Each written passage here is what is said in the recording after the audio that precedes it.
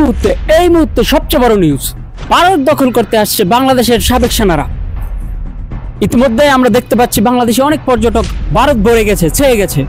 দেখা যাক তারা কি বলে এই বিষয়ে, তাদের সাবেক সেনাদের বক্তব্যে তারা কি প্রতিক্রিয়া দেখায়। সামনে দেখা যাক, আসুন সামনে আসুন।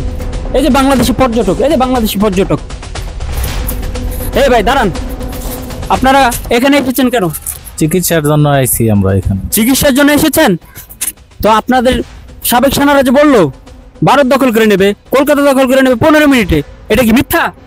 এইগুলি তো আমরা জানি না ভাই, এইগুলো আমরা তো আসলে জানি না। আমরা সেনাবাহিনী ওরা কেন ভারত দখল করবে এটা আসলে হতে পারে না, জানি না।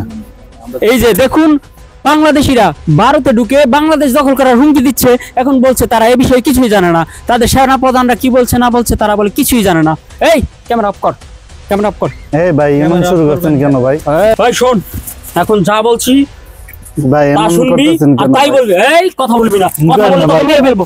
ভাই শুনেন, এই ধরনের আচরণ তো আপনাদের কাছ থেকে আমরা আশা করি। আরে তোদের বাংলাদেশিদের গুল্লি মারি, কিছু করেন না, আমরা রোগী ভাই, অসুস্থ। যদি ওর কথা চিন্তা করিস, এখন আমি যা বলবো, যা শিখিয়ে দেবো তাই বলবি। ভাই আমরা বাঙালি হিসেবে কিভাবে বলবো এটা? বলতে হবে তোদের, এখনই বলতে হবে, না হলে তোদের পাসপোর্টে রেখে দেবো, গুলি করে মাথা খুলে দেবো। কথা বলবি না। ভাই ভাই ভাই না ভাই, কি যা শিখে দিচ্ছি তা বলবি। সবাই ধরো ভাই, আমরা কি পাপ করছি ভাই? ওরা বাংলাদেশি, ওদেরকে ধরো। যা শিখে দেবো তা যদি না বলিস তাহলে এখনই তোদের পাসপোর্ট জব্দ করবো। আচ্ছা আপনারা যা বলেন তা বললে অবশ্যই বলবি। আচ্ছা কি বলতে হবে বলেন। আমি যা বলছি তা বলবি।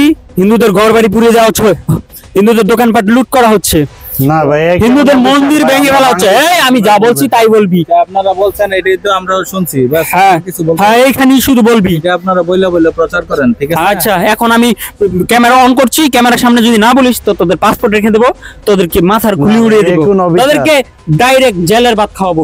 কলকাতায় অবৈধ অভিবাসী হিসেবে তোদেরকে এখানে বলে জেলে ঢুকিয়ে দেবো পুলিশকে।